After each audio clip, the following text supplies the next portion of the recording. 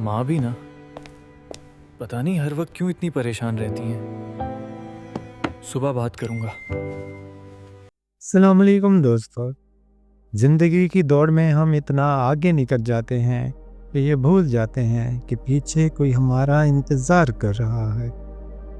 ज़ुबैर शहर का एक मशहूर बिजनेसमैन था। पैसा, रुतबा और कामयाबी उसके पास सब कुछ था, मगर एक चीज़ की कमी थी और वो था वक्त। एक रात ज़ुबैर अपने ऑफिस से थक हारा घर लौटा।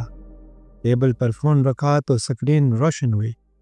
15 मिस्ड कॉल्स, सब की सब उसकी माँ की तरफ से थीं।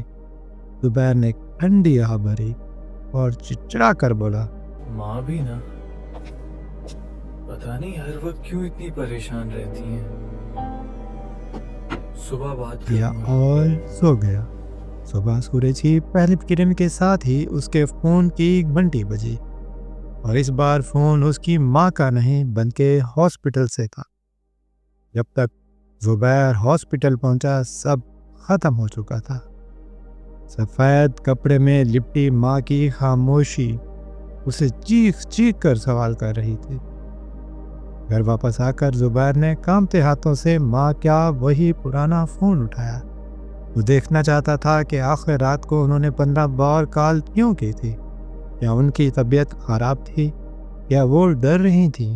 उसने इनबॉक्स चेक किया, वहाँ एक वॉइस नोट था जो उनकी आखिरी कॉल के बाद भेजा गया था। वॉइस नोट प्ले हुआ।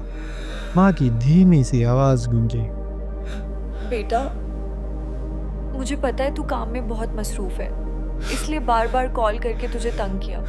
बस ये कहना था कि आज तेरी पसंदीदा खीर बनाई है और तेरा वो पुराना स्वेटर भी रफू कर दिया है। तुझे बहुत पसंद था। जब काम से फारिग हो जाए तो थोड़ी देर के लिए आ जाना, तेरी राह देख रही हूँ। ज़ुबैर के हाथों से फ़ोन छूट गया। वो उन 15 मिस्ड कॉल्स को देखकर वहीं ज़मीन पर बेर हो गया। वो पूरी दुनिया खरीद सकता था, लेकिन माँ का वो एक दिन, वो एक खीर का प्याला और वो चंद मिनट अब कभी नहीं खरीद सकता था।